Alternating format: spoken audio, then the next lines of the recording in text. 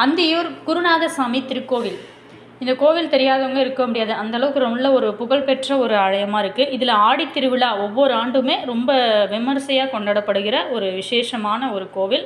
இந்த ஆண்டு பார்த்திங்களா ஜூலை 22ஆம் தேதி பூச்சாற்றுதலோட திருவிழாவானது தொடங்குகிறது. முக்கிய நிகழ்வான இரட்டை தேரோட்டம், புகழ்பெற்ற குதிரை, மாட்டு சந்தை, இது எல்லாமே ரொம்ப பிரம்மாண்டமாக இந்த ஆலயத்தில் கொண்டாடப்படுவாங்க. ஆகஸ்ட் 12 முதல் 16 வரைக்கும் நடைபெற இருக்கு. இந்த ஆலயத்தில் பார்த்திங்களா 300 ஆண்டுகள் பழமையான இந்த ஆலயம் ரொம்ப ரொம்ப புகழ்பெற்ற ஆலயமாக இருக்கு. அந்தியூர் குருநாதசாமி கோவில் எங்கே அமைஞ்சிருக்கு, இந்த ஆலயத்தோட சிறப்பம்சம் என்ன, இப்போ ஆடி திருவிழா எந்த டேட்டில் தொடங்குது, எந்த மாதிரியான வகையில் சிறப்பான இந்த ஆலயத்தில் இந்த திருவிழாவில் எப்படியெல்லாம் இருக்கும், இதனால் நம்ம இந்த ஆலயத்திற்கு போனால் என்னெல்லாம் நடக்கும் அப்படிங்கிறத பற்றின ஒரு விரிவான தகவலை இந்த வீடியோ மூலமாக நம்ம தொடர்ந்து பார்க்க போகிறோம். வீடியோவை கடைசி வரைக்குமே ஸ்கிப் பண்ணாமல் முழுமையாக பாருங்கள். இந்த ஆலயம் எங்கே இருக்குது அப்படின்னு பார்த்தோமா, ஈரோடு மாவட்டம் அந்தியூர் ஊராட்சியோட வடபகுதியில் புதுப்பாளையம் அப்படிங்கிற ஒரு கிராமத்தில் தான் இந்த ஆலயமானது அமைச்சிருக்கு. சுமார் 300 ஆண்டுகளுக்கு மேலே பழமையான இந்த கோவில் மடப்பள்ளி அப்படின்னு அழைக்கப்படுது. இந்த கோவிலோட மேற்கே 2 கிலோமீட்டர் தொலைவில் தான் இருக்கக்கூடிய வனக்கோவில் குருநாதசாமியோட ஆவேசத்தை கொண்ட சுயம்பு ஸ்தலம் அப்படின்னு சொல்லப்படுது. மேலுமே இந்த ஆலயத்தோட தல வரலாறு, இந்த ஆலயத்தோட பெயர் காரணம், மூலக்கடவுள், குலுக்கையும் சர்ப்பமும், முக மண்டபம், சபா மண்டபம், வனக்கோயில், சுயம்பு தெய்வங்கள், வேம்பு சமாளி, மேலுமே திருவிழா, கொடிகட்டு விழா, தேர் திருவிழா, உஷா துணை, வெளி இனிப்புகள், இது எல்லாத்தையும் பற்றி நம்ம இந்த வீடியோ மூலமாக தொடர்ந்து பார்க்க போகிறோம். வீடியோ பார்த்திங்கன்னா உங்களுக்கு ரொம்பவே யூஸ்ஃபுல்லாக இருக்கும். கடைசி வரைக்குமே ஸ்கிப் பண்ணாமல் முழுமையாக பாருங்கள். வீடியோ பிடிச்சிருந்தால் மறக்காமல் லைக் பண்ணுங்கள். இது போன்ற பல சுவாரஸ்யமான தகவலை நீங்கள் தொடர்ந்து தெரிஞ்சுக்கணும் அப்படின்னு நினச்சிங்கனாலும் மறக்காமல் உற்சாகம் டிவி சேனலை சப்ஸ்கிரைப் பண்ணிவிட்டு கூடவே இருக்க பெல் ஐக்கானையும் ப்ரெஸ் பண்ணிட்டு வாங்க வீடியோக்குள்ளே போகலாம். அதுக்கு முன்னாடி உங்களுக்கு ஜோதிட ரீதியாக ஏதாவது சந்தேகங்கள் இருக்குது, அல்லது உங்களுடைய வாழ்க்கையில் நீங்கள் சந்திக்கக்கூடிய பிரச்சனைகளுக்கு ஏதாவது தீர்வு வேணும் அப்படின்னு நினச்சிங்களாலும் பாருங்கள், இந்த வீடியோவுக்கும் கீழே டிஸ்கிரிப்ஷனில் ஜோதிடரோட வாட்ஸ்அப் நம்பர் கொடுத்துருக்கேன். வேணும் அப்படிங்கிறவங்க கால் பண்ணி பேசி தெரிஞ்சுக்கோங்க. அந்தியூர் குருநாதசாமி கோவில் திருவிழா ஆரம்பமாகிறது. ஸோ இதனால் இந்த ஆலயத்திற்கு போகணும் அப்படின்னு நினைக்கிறவங்க இதை பற்றி தெரிஞ்சுட்டு போங்க, ரொம்ப நல்லது. வீடியோவை கடைசி வரைக்குமே ஸ்கிப் பண்ணாமல் முழுமையாக பாருங்கள். அதே மாதிரி நீங்கள் இந்த ஆலயத்திற்கு போயிருக்கீங்களா, உங்களோட கருத்துக்கள் என்ன அப்படிங்கிறத மறக்காமல் கமெண்ட்ஸில் சொல்லுங்கள். இப்போ வாங்க வீடியோக்குள்ளே போகலாம். ஈரோடு மாவட்டம் அந்தியூர் அருள்மிகு குருநாதசாமி கோவில் ஆடி பெருந்திருவிழா 2026ஆம் ஆண்டு ஜூலை 22ஆம் தேதி பூச்சாற்றுதலோடு தொடங்குகிறதுங்க. முக்கிய நிகழ்வான தேரோட்டம் ஆகஸ்ட் 12 முதல் 16 வரைக்கும், குதிரை மற்றும் மாட்டு சந்தை கண்காட்சி ஆகஸ்ட் 12 முதல் 15 வரைக்கும் மிகச் சிறப்பாக இந்த ஆலயத்தில் நடைபெறும். மேலுமே ஜூலை 22 புதன்கிழமை பூச்சாற்றுதல், ஜூலை 29 புதன்கிழமை கொடியேற்றுதல், ஆகஸ்ட் 5 புதன்கிழமை முதல்வன் பூஜை, ஆகஸ்ட் 12 புதன்கிழமை ஆடி பெருந்திருவிழா. மேலுமே மறுவன பூஜை அன்று காலை 10 மணிக்கு மேலே சுவாமிகள் வனத்திற்கு புறப்படுதல், குதிரை விளையாட்டு போட்டிகள், அதே மட்டும் இல்லாமல் குதிரை கண்காட்சி தொடக்கம், இது எல்லாமே ரொம்ப பிரம்மாண்டமாக இந்த ஆலயத்தில் நடைபெறும். ஆகஸ்ட் 12 முதல் 15 வரைக்குமே புகழ்பெற்ற பாரம்பரிய குதிரை மற்றும் கால்நடை சந்தை, ஆகஸ்ட் 13 முதல் 16 வரைக்குமே புதுப்பாளையம் மகா மண்டபத்தில் சிறப்பு வழிபாடுகள், மின்விளக்கு அலங்காரங்கள், மேலவாத்திய முழக்கங்கள், இது எல்லாமே ரொம்ப பிரம்மாண்டமாக நடைபெறும். ஆகஸ்ட் 19ஆம் தேதி புதன்கிழமை பால் பூஜை, ஆகஸ்ட் 26ஆம் தேதி புதன்கிழமை சிதம்பர பூஜை விழா நிறைவு பெறும். நீங்கள் திருவிழாவிற்கு நேரில் வர திட்டமிட்டிருக்கீங்களா? மறக்காமல் இந்த ஆலயத்திற்கு போயிட்டு குருநாதரோட அருளை முழுமையாக பெறுங்க. அந்தியூர் குருநாதசாமி கோவிலானது ரொம்ப பிரம்மாண்டமாக இந்த ஆடி திருவிழாவானது இருக்க போகிறது. அந்தியூர் குருநாதசாமி கோவிலானது ரொம்ப புகழ்பெற்ற ஒரு ஆலயமாக இருக்குது.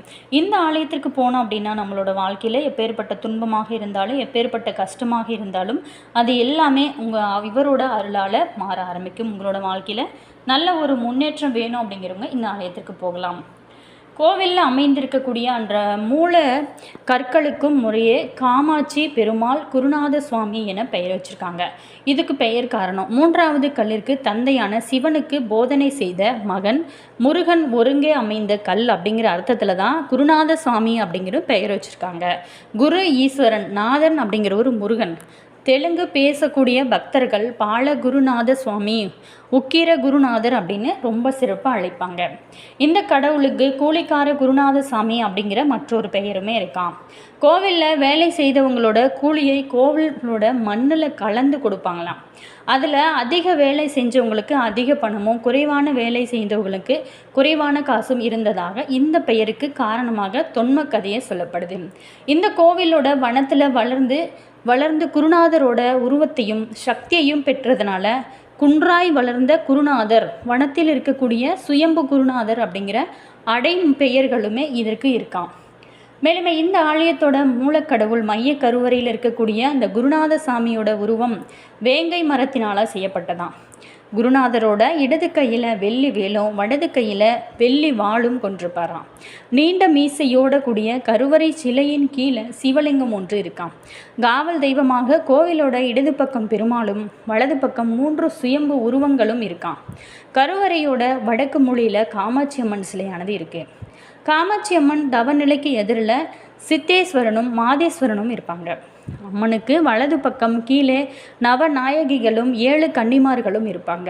மகாவிஷ்ணு சன்னதியில் பெருமாள், ராமர், லட்சுமணர், சீதை ஆகியோரோட சிலையானது இன்றுமே இருக்குமா.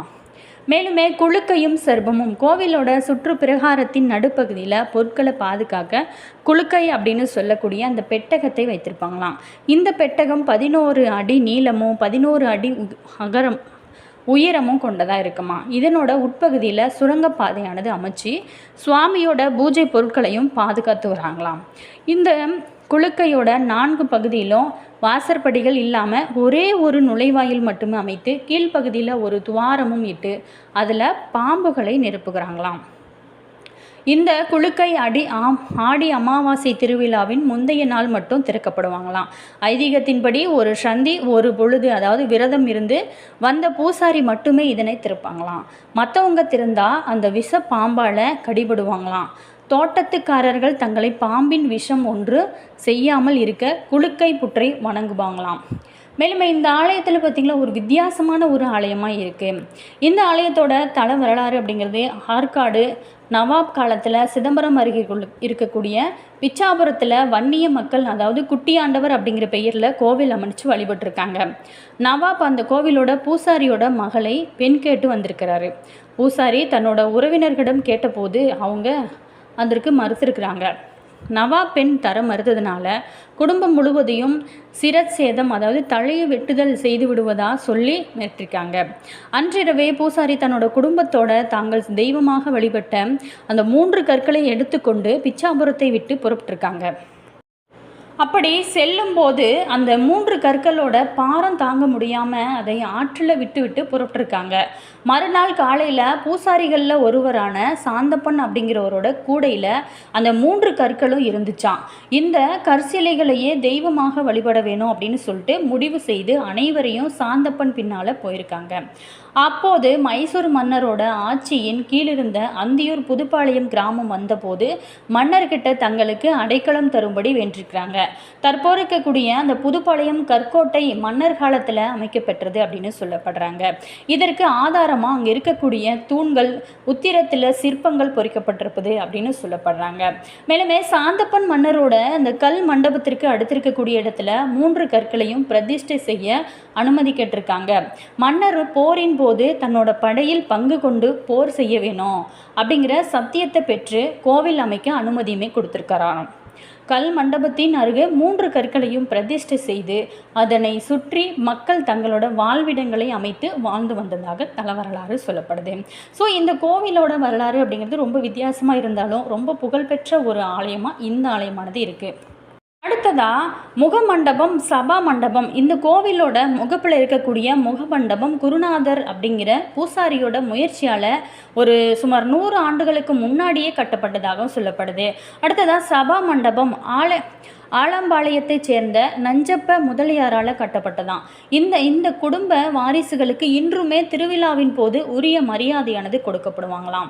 இந்த ஆலயம் பார்த்திங்களா வனக்கோவில் காமாட்சி அம்மன் தவம் செய்ய புதுப்பாளையம் கிராமத்திற்கு 2 கிலோமீட்டர் மேற்கே இருக்கக்கூடிய அந்த வனத்தை தேர்ந்தெடுப்பாங்களாம். அந்த வனத்தில் அம்மன் தவத்தில் இருந்தபோது உத்தண்ட முனிராயன் அப்படிங்கிறவன் தடுத்தானாம். முனிராயனை தடுக்க குருநாதர் தன்னோட சீடரான அகோர வீரபத்மனை அனுப்ப அவங்க இருவருக்கும் சண்டை நிகழ்ந்ததாம். முனிவராயன் விராட ரூபம் எடுக்க குருநாதசாமி அதற்கு மேலான வடிவில் மகாமேரு தேரில் ஏறி வந்து அவன் தலையை வெட்டினாராம். அகோர வீரபத்ரர் அவரோட கை கால்களை வெட்டினாராம். குருநாதசாமி மகாமேரு தேரில் ஏறி வனத்தை வலம் வருதல் இன்றுமே வழக்கில் உள்ளது அப்படின்னு சொல்லப்படுது. மேலுமே சுயம்பு தெய்வங்கள் முனிராயன் தன்னோட முன்ஜென்ம சாபத்தினால அங்கே அந்த வண்ணம் போர் புரிந்தானா. போரில் இருந்ததும் குருநாதசாமி கிட்ட அகோர வீரபத்தர் முன் வணங்கி நிற்கக்கூடிய அருள் பெற்று பக்தர்களோட பழி அனைத்துமே உத்தண்ட முனிராயனுக்கு அளிக்கப்படுவதும் இன்றும் வழக்கில் இருக்கான். வனத்தில் இருக்கக்கூடிய அந்த கோவிலில் குருநாதரை சுற்றி வேட்டைக்கு செல்லும் கருவிகளும் இடது பக்கம் காமாட்சி அம்மனும் வலது பக்கம் நாகப்புற்றும் சுயம்பு உருவங்களாக தோன்றியிருக்கான். அதே மாதிரி குருநாதசாமி வேட்டைக்கு செல்லும் போது அவர் பாதத்தில் கல்லும் முள்ளும் குத்தாமல் இருக்க சமாளி, அதாவது பாதரட்சை செய்பவர் 50 பேர் கொண்ட குழு, இதன் செலதை பகிர்ந்து கொள்ளக்கூடிய 50 பேர் கொண்ட அந்த குழு பல ஊர்களிலிருந்து மாட்டு தோளால் செய்யப்பட்ட அந்த பெரிய அலங்கார பாதரட்சைகளை தலையில் சுமந்து ஊர்வலமாக ஆடிப்பாடி மேலதாளத்தோடு வருவாங்களாம். இதனை குருநாதசாமியோட கீழே இருக்கக்கூடிய அந்த வேப்ப மரத்தில் கட்டி தொங்க விடுவாங்களாம்.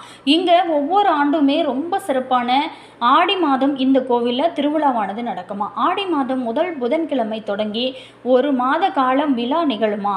முதல் புதன் பூச்சாற்றுதலும், 2வது புதன் கொடியேற்றமும், 3வது புதன் வன பூஜையும், 4வது புதன் 2வது வன பூஜையும், அதே வாரம் வெள்ளி சனிக்கிழமைகளில் பிரதான பொங்கல் திருவிழாவும் நடைபெறுமா. 5வது புதன் பால் பூஜையோட விழாவானது நிறைவு பெறுமா. வியாழன் காலை மூலவர் ஆலயத்தோட வடகிழக்கில் பொதுமக்கள் தரிசனத்திற்காக திறந்து வைக்கப்படுவாங்க. பின்னர் சனிக்கிழமை உற்சவர் மூலவராகி விடுவாராம்.